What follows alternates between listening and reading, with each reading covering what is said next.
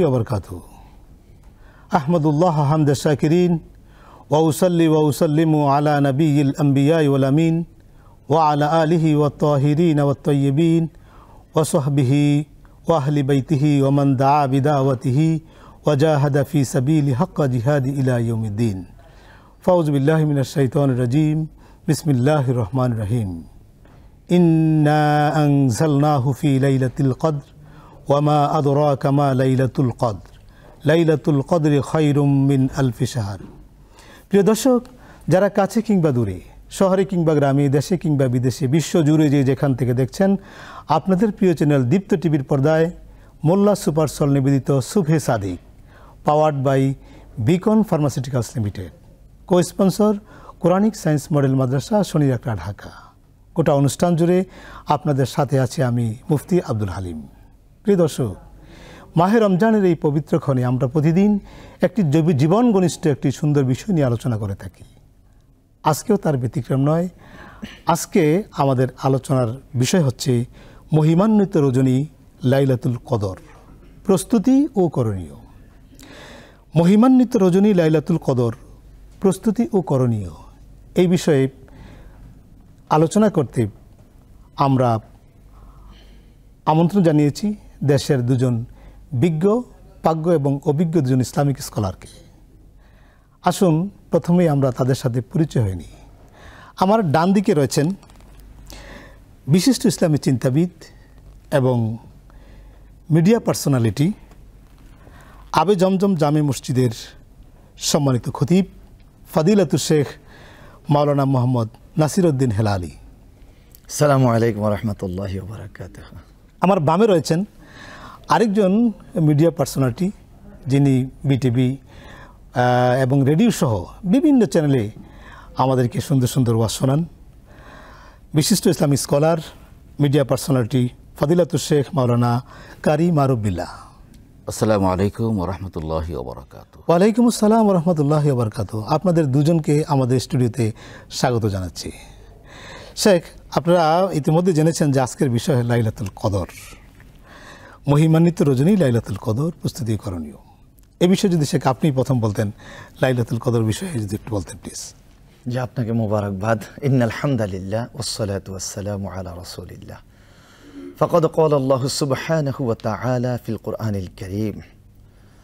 আল্লাহ পাক রব্বুল আলামিন পবিত্র কুরআনুল কারীমে বলেছেন, ইন্না আনজালনাহু ফি লাইলাতিল কদর ওয়া মা আদরাকা মা লাইলাতুল কদর। আমি এই লাইলাতুল কদরে কোরআনুল কারীমকে নাজিল করেছি। এরপর আল্লাহ পাক প্রশ্ন করলেন, ওমা আদরাকা মা লাইলাতুল কদর, ওগো রাসূল আমার, আপনি কি জানেন সেই লাইলাতুল কদরটা কি? লাইলাতুল কদরি খায়রুম মিন আলফি শাহর। এই লাইলাতুল কদর হাজারো মাস অপেক্ষা উত্তম।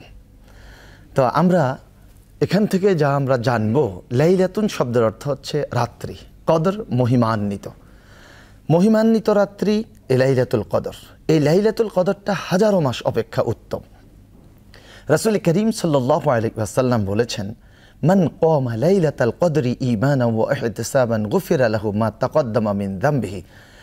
যে ব্যক্তি ঈমানের সাথে সওয়াবের আশায় লাইলাতুল কদরে কিয়াম করে, অর্থাৎ ইবাদত বন্দেগীর মধ্য দিয়ে সেই রাত্রিটি উদযাপন করে, আল্লাহ পাক রব্বুল আলামিন তার জীবনের গুনাহগুলোকে মাফ করে দেন। সুবহানাল্লাহ, সুবহানাল্লাহ। এই লাইলাতুল কদরের রয়েছে যথেষ্ট মর্যাদা। আর এই লাইলাতুল কদরটাকে যাতে আমরা পেতে পারি, রাসূল সাল্লাল্লাহু আলাইহি ওয়াসাল্লাম বলেছেন, তোমরা রমাদানুল মুবারকের শেষ দশকের বেজর রাত্রিগুলোতে লাইলাতুল কদর অন্বেষণ করো। আর এই লাইলাতুল কদরকে পাওয়ার জন্যই মূলত রাসূল করিম সাল্লাল্লাহু আলাইহি ওয়াসাল্লাম নিজে ইতিকাফ করেছেন, সাহাবায়ে কেরামকে ইতিকাফ করার জন্য পরামর্শ দিয়েছেন, এবং আমাদের উম্মাহাতুল মুমিনিন যারা, ওনারাও সেই লাইলাতুল কদরকে পাওয়ার জন্য ইতিকাফ করেছেন। এই লাইলাতুল কদরকে যদি আমরা উদযাপন করতে পারি, তাহলে এটা আমরা আশা করি আমরা ইতিকাফ থেকে বঞ্চিত হব না। আচ্ছা, লাইলাতুল কদরে আমরা প্রস্তুতিটা কি নেব? লাইলাতুল কদরের প্রস্তুতি হচ্ছে আমরা যাতে রাতে জেগে জেগে ইবাদত করতে পারি, কোরআনুল কারীম তেলাওয়াত করতে পারি। সেই জন্য এক নাম্বার আমাদের সুস্থতা, দ্বিতীয় নাম্বার দিনের বেলা একটু ঘুমায়ে যাওয়া, যাতে রাত্রে আমরা জাগ্রত থাকতে পারি। লাইলাতুল কদর কিন্তু আমরা শুধু বেজর একটা রাত্রিকে, আমরা তো শুধু 27 রজনীকেই আমরা মনে করে থাকি না। আমাদের এই দেশে অনেকেই এটাকেই মনে করে যে 27 রাত্রিতেই, রমজান রাত্রিতেই লাইলাতুল কদর মনে করে, লাইলাতুল কদর মনে করে, কিন্তু এটা এক এক বছর এক এক বেজর রাত্রিতে হতে পারে, এটা ফিক্সড নয়। এই জন্যই রাসূল সাল্লাল্লাহু আলাইহি ওয়াসাল্লাম বলছেন তোমরা বেজর রাত্রিগুলোতে লাইলাতুল কদর তালাশ করো। আল্লাহ পাক রব্বুল আলামিনের কাছে আমরা দোয়া করি আমরা যাতে ইতিকাফ করতে পারি এবং লাইলাতুল কদর পেয়ে লাইলাতুল কদরে ইবাদত বন্দেগী করতে পারি। সাহাবাগণ আরজ করলেন, ইয়া রাসূলুল্লাহ, লাইলাতুল কদরে আমরা কোন দোয়াটা বেশি বেশি পড়ব? তখন রাসূল করিম সাল্লাল্লাহু আলাইহি ওয়াসাল্লাম সাহাবায়ে কেরামকে শিখিয়ে দিয়েছেন, আল্লাহুম্মা ইন্নাকা আফুউন তুহিব্বুল আফওয়া ফা'ফু আন্না। আবার এইভাবে বলেছেন, আল্লাহুম্মা ইন্নাকা আফুউন কারীম তুহিব্বুল আফওয়া ফা'ফু আন্না ইয়া কারীম। ইয়া কারীম, দেখুন অর্থটা কি চমৎকার। আল্লাহুম্মা ইন্নাকা আফুউন, হে আল্লাহ আপনি ক্ষমাশীল, তুহিব্বুল আফওয়া আপনি ক্ষমা করাকে পছন্দ করেন, ফা'ফু আন্নি আপনি আমাকে ক্ষমা করে দিন। চমৎকার, কি চমৎকার করে রাসূল সাল্লাল্লাহু আলাইহি ওয়াসাল্লাম শিখিয়ে দিয়েছেন। আল্লাহুম্মা ইন্নাকা আফুউন তুহিব্বুল আফওয়া ফা'ফু আন্নি, আল্লাহুম্মা ইন্নাকা আফুউন কারীম তুহিব্বুল আফওয়া ফা'ফু আন্নি। দুইভাবে আমরা দোয়াটা করতে পারি। আল্লাহ আমাদেরকে বেশি বেশি লাইলাতুল কদর পাওয়ার জন্য ইবাদত করার তৌফিক দান করুন। আমরা রব্বুল আলামিনের কাছে এই মুনাজাতটাই রাখি। শেখ, আপনি অত্যন্ত চমৎকার করে এই লাইলাতুল কদর সম্পর্কে আপনি কথা বলছিলেন। আমরা আপনার আরও কথা শুনবো ইনশাআল্লাহ। এ পর্যায়ে আমরা আজকে যাচ্ছি শেখ আপনার কাছে। আপনি যদি এই লাইলাতুল কদর এর ফজিলত সম্পর্কে আর বলতেন, আরেকটু বলতেন, যদি ব্যাপারে যদি একটু বলতেন।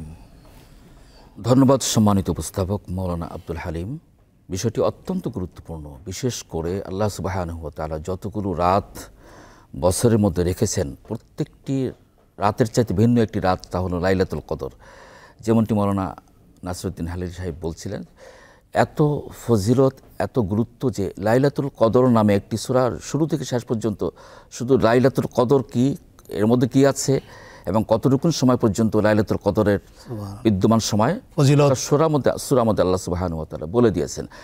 লাইলাতুল কদর এমন একটি রাত, বিশ্বনবী মুহাম্মদ রাসূলুল্লাহ সাল্লাল্লাহু আলাইহি ওয়াসাল্লাম লাইলাতুল কদরকে পাওয়ার জন্য তিনি ইতিকাফ করতেন। সেই 10 দিন তিনি অপেক্ষা করতেন যে কোন দিন লাইলাতুল কদর আসবে, যে বেজোর রাতগুলোতে। রাসূলুল্লাহ সাল্লাল্লাহু আলাইহি ওয়াসাল্লাম বলেন যে তাহাররাউ লাইলাতুল কদরি ফিল উতরি মিনাল আশরিল আওয়াখির মিন রমাদান, তোমরা রমজানের শেষ পর্যন্ত তোমরা লাইলাতুল কদরের সময়টুকুন তোমরা অন্বেষণ করো, বেজোর রাত্রিগুলিতে, বেজোর যে রাতগুলো আছে সেই রাতগুলো তোমরা তালাশ করো। তাহলে বোঝা গেল যে এক রাত কেন্দ্রিক ইবাদত করার কোনো সুযোগ নেই। 5টি রাত আমরা বেজোর রাতগুলোতে ইবাদত করলে, 23, 25, 27, 29 এই 5টি রাত যদি আমরা ইবাদত করি তাহলে নিঃসন্দেহে আমরা লাইলাতুল কদর পেয়ে যাব। তবে যারা ইতিকাফ মুতাকিফ যারা, তারা নিঃসন্দেহে ইতিকাফ লাইলাতুল কদর পাবেন, সন্দেহ নেই। কিন্তু আমরা যারা ইতিকাফ করবেন না, তারা লাইলাতুল কদরকে পাওয়ার জন্য এক রাত কেন্দ্রিক করলে তারা পাওয়ার সম্ভাবনা পুরোপুরি নেই। কারণ সেই রাতে হতে পারে, নাও হতে পারে। কিন্তু 5টি রাতে, যেমনটা আপনি সংখ্যায় বললেন 5টি রাত, বেজোর রাতগুলো, সেই রাতগুলো যদি আমরা ইবাদত করতে পারি তাহলে আমরা লাইলাতুল কদর পেয়ে যাব। বিশ্বনবী মুহাম্মদ রাসূলুল্লাহ সাল্লাল্লাহু আলাইহি ওয়াসাল্লাম বলেন যে মান হুরিমা খায়রাহা ফাকাদ হুরিম ফিহি লাইলাতুন খায়রুম মিন আলফি শাহর। এই যে 1000 মাসের চাইতে উত্তম এই রাত। রাসূলুল্লাহ সাল্লাল্লাহু আলাইহি ওয়াসাল্লাম বলেন যে মান হুরিমা খায়রাহা, যে ব্যক্তি এর কল্যাণ থেকে বঞ্চিত হয়ে গেল, ফাকাদ হুরিম, সে সকল কল্যাণ থেকে বঞ্চিত হয়ে গেল। তাহলে বোঝা গেল লাইলাতুল কদরকে পাওয়ার জন্য আমাদেরকে কত সাধনা করতে হবে। দিনে বেলা কিছুটা বিশ্রাম নিয়ে রাতে বেলা জাগ্রত থাকতে হবে। তবে হ্যাঁ, আমরা যেহেতু মাহে রমজান, রাত্রেবেলা আমরা বেশিরভাগই ইবাদত করে সময় কাটাই, এই জন্য আমরা 2 ঘন্টা বা 1 ঘন্টা ঘুমিয়ে লাইলাতুল কদরকে পাওয়ার জন্য আমরা স্পেশাল ইবাদত করব। রাসূলুল্লাহ সাল্লাল্লাহু আলাইহি ওয়াসাল্লাম আরও বলেন যে ইযা কানা লাইলাতুল কদরি, যখন লাইলাতুল কদরটি আসে, ফি কাবকাবাতি মিনাল মালাইকাতি, জিবরাইল আলাইহিস সালামের নেতৃত্বে একদল ফেরেশতা পৃথিবীর মধ্যে আসে।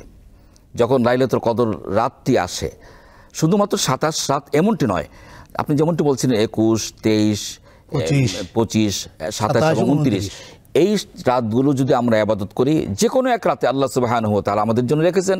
এবং নবী সাল্লাল্লাহু আলাইহি ওয়াসাল্লাম বলেন যে এই ইযা কানা লাইলাতুল কদরি ফি কাবকাবাতি মিনাল মালাইকাতি, একজন ফেরেশতা নিয়ে আসেন জিবরাইল আলাইহিস সালাম ইসল্লুনা আলা কুল্লি আবদিন, যারা বসে বসে ইবাদত করে তাদের জন্য দোয়া করে। কাইমিন, যারা দাঁড়িয়ে দাঁড়িয়ে ইবাদত করছে, যারা নামাজ আদায় করছে তাদের জন্য দোয়া করে। সুতরাং লাইলাতুল কদরকে যারা পাবে তারা বসে ইবাদত করলে, দাঁড়িয়ে ইবাদত করলে, যে কোনো অবস্থায় ইবাদত করলে আল্লাহ রাব্বুল আলামিনের পক্ষ থেকে জিবরাইল ইসলাম যে একদল ফেরেশতা নিয়ে পৃথিবীতে বিচরণ করেন, তারা তাদের জন্য দোয়া করে। সুতরাং আমরা যখন লাইলাতুল কদর পাবো আমরা নিঃসন্দেহে ভাগ্যবান হব। এত ভাগ্যবান যে হাজার মাসের চাইতে উত্তম একটি রাত। বনি ইসরাইল বংশে এক ব্যক্তির, আপনি অত্যন্ত চমৎকার করে লাইলাতুল কদরের ফজিলত বলছিলেন। আমরা সুযোগ পেলে আমরা আপনার কাছে আবার আসবো ইনশাআল্লাহ। এ পর্যায়ে শেখ আমরা আপনার কাছে জানতে চাইব যে লাইলাতুল কদরের রাত্রির, যেই রাতে লাইলাতুল কদর হবে এই রাত্রির কিছু সিমটম কিছু আছে, কিছু আলামত আছে, এ ব্যাপারে যদি একটু বলতেন, অথবা লাইলাতুল কদর চেনার উপায়টা কি? আচ্ছা, মাশাআল্লাহ মাশাআল্লাহ, আলহামদুলিল্লাহ। লাইলাতুল কদর চিনার কয়েকটাই নিদর্শন আছে। এর মধ্যে একটা হলো সেদিন আকাশটা মেঘাচ্ছন্ন থাকার সম্ভাবনা আছে, হালকা গুড়ি গুড়ি বৃষ্টি হতে পারে। অন্য দিনের তুলনায় সেদিন আবহাওয়াটা অনেকটা শীতল থাকবে।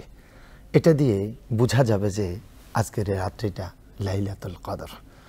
আর এই লাইলাতুল কদরে আল্লাহ পাক রব্বুল আলামিন কোরআনুল কারীমে জানাই দিয়েছেন, তানাজ্জালুল মালাইকাতু ওয়ার রূহ ফিহা বিইذনি রাব্বিহিম মিন কুল্লি আমরিন সালাম হিয়া হাত্তা মাতলাইল ফাজর। সেদিন রূহুল আমিন হযরত জিবরাইল আলাইহিস সালাম জমিনে অবতরণ করেন। এরপর তার সাথে আরও ফেরেশতারা আসেন। একটি হাদিসের মধ্যে এসেছে রাসূল করিম সাল্লাল্লাহু আলাইহি ওয়াসাল্লাম বলেছেন, এই লাইলাতুল কদরে ফেরেশতা আল্লাহ পাকের প্রিয় বান্দাদের সাথে মুসাফা করে। বান্দা হয়তো বুঝবে না যে তিনি যে ফেরেশতা, কারো না কারো রূপ ধরে এসে মুসাফা করবে। যার সাথে মুসাফা হবে, যার সাথে কথা হবে, সেই বান্দাটা হলো সেদিন সবচেয়ে বড় সৌভাগ্যবান। তো আমরা লাইলাতুল কদরটা যাতে পাই সেই জন্য আমরা দোয়াও করব। আর লাইলাতুল কদরে নফল সালাত, তাহাজ্জুদ, আর যেই যে মসজিদগুলোতে কিয়ামুল লাইল হয় আলহামদুলিল্লাহ, সেখানে কিয়ামুল লাইলে অংশগ্রহণ করার জন্য আমরা চেষ্টা করব। তো শেখ, আমাদের একটা কথা এসে যায় যে লাইলাতুল কদরের এত মর্যাদা কেন? রাইট। তো এই মর্যাদাটার কারণ হচ্ছে মূলত কোরআনুল কারীম। ইন্না আনজালনাহু ফি লাইলাতুল কদর। আল্লাহ এই কোরআনুল কারীমকে লাইলাতুল কদরে নাজিল করার কারণে লাইলাতুল কদরের এত মর্যাদা। এই কোরআনুল কারীমকে রমজান মাসে নাজিল করার কারণে রমজানুল মুবারকের এত মর্যাদা। এখন একটা বিষয় আমাদেরকে ক্লিয়ার করে নেওয়া দরকার। লাইলাতুল কদরের মর্যাদা বৃদ্ধির জন্য, রমাদানের মর্যাদা বৃদ্ধির জন্য কিন্তু আল্লাহ কোরআন নাজিল করেন নাই। কোরআনের কারণে মর্যাদা বৃদ্ধি পেয়েছে, কিন্তু মানব জাতির হেদায়েতের জন্য, মানুষের মর্যাদা বৃদ্ধির জন্য আল্লাহ কোরআন নাজিল করেছেন। তা আমরা যদি এই মানুষগুলো লাইলাতুল কদরে এই শিক্ষা গ্রহণ করি, আল্লাহ যেহেতু আমাদের জন্য, আমাদের মর্যাদা বৃদ্ধির জন্য এই কোরআনকে নাজিল করেছেন, আমরা আমাদের জন্ম থেকে মৃত্যু পর্যন্ত, আমাদের দোলনা থেকে কবর পর্যন্ত প্রতিটি ক্ষেত্রে আমরা আল্লাহ পাকের কালাম কোরআনুল কারীমকে অনুসরণ করব ইনশাআল্লাহ। এটা আমাদের একটা দৃঢ় প্রত্যয় হওয়া দরকার লাইলাতুল কদরে। আপনি অত্যন্ত চমৎকার করে বলছিলেন শেখ, যে আমরা শেখ আপনার কাছে জানতে চাইব যে এই লাইলাতুল কদরের রাত্রিতে আমরা কি কাজ করবো আরও, এবং কি কি কাজ করা যাবে না, কিন্তু আমরা কিছু অতিরিক্ত কিছু জিনিস আমরা করি, কি করা যাবে না সেগুলো। ধন্যবাদ আবার আপনাকে। লাইলাতুল কদর আসলে আমরা ইতিপূর্বে যা জানছিলাম, শুনছিলাম, গুরুত্ব এবং তার ফজিলত, মাহাত্ম্য, সবচাইতে আমাদেরকে মনে রাখতে হবে যে মাহে রমজানের শেষ দশকে আমাদের জন্য অনেক কিছু রয়ে গেছে। এতেকাব আছে, লাইলাতুল কদর আছে, এবং এখানে নাজাতের, জাহান্নামের ভয়াবহ আযাব থেকে মুক্তি লাভের জন্য আল্লাহ রাব্বুল আলামিনের কাছে পাওয়ার জন্য। আপনারা যেমনটি বলছিলেন যে এই রাতে যখন আমরা লাইলাতুল কদর পাব, আমরা কি করব, আমাদের করণীয়টা কি? আমরা এমনিতেই মাহে রমজানে কোরআন শরীফকে বেশি বেশি তেলাওয়াত করি। অন্য অন্য সময় যে একটি অক্ষরের বিনিময়ে 10টি অক্ষর, কিন্তু মাহে রমজানে 70 থেকে 700 পর্যন্ত আল্লাহ সুবহানাহু ওয়া তাআলা সওয়াব বৃদ্ধি করে দিবেন, সওয়াব বাড়াবেন বলে ওয়াদা করা আছে। এমনিভাবে আমরা কোরআন তেলাওয়াত করব এবং কোরআনকে বোঝার জন্য চেষ্টা করব। কারণ সূরা ফাতিহা থেকে শুরু করে সূরা নাস পর্যন্ত আল্লাহ রাব্বুল আলামিন গোটা কোরআনে আমাদের জন্য কি রেখেছেন, আমরা এখান থেকে কি পাথেও পাবো। এই বোঝা কি শুধু রমজানেই বুঝবো নাকি না অন্য সময়ও? অন্য ট্রেনিং, দীর্ঘ 1 মাস প্রশিক্ষণের মাধ্যমে পরবর্তী 11 মাস জীবনের শেষ মুহূর্ত পর্যন্ত এই প্রশিক্ষণ লব্ধ আমলগুলো আমরা পরবর্তী 11 মাস আমরা বাস্তবায়ন করব। এই জন্য মাহে রমজানকে বলা হয় ট্রেনিংয়ে মাস, প্রশিক্ষণের মাস। আমরা মাহে রমজানে কোরআন, যেহেতু কোরআন নাজিলে মাস, কোরআন নাজিলের কারণে মাহে রমজান অন্যান্য মাসের চাইতে মর্যাদা সম্পন্ন হয়েছে। এবং এই মাহে রমজানে আমরা সিদ্ধান্ত এবং শপথ গ্রহণ করব যে মাহে রমজানে কোরআনকে তেলাওয়াত করব শুদ্ধ করে, এবং কোরআনকে বোঝার জন্য আমরা সিদ্ধান্ত গ্রহণ করব, এবং সেই আলোকে আমাদের জীবনে বাস্তবায়ন করার মাধ্যমে আমরা নিঃসন্দেহে সুখী সমৃদ্ধশালী হতে পারব।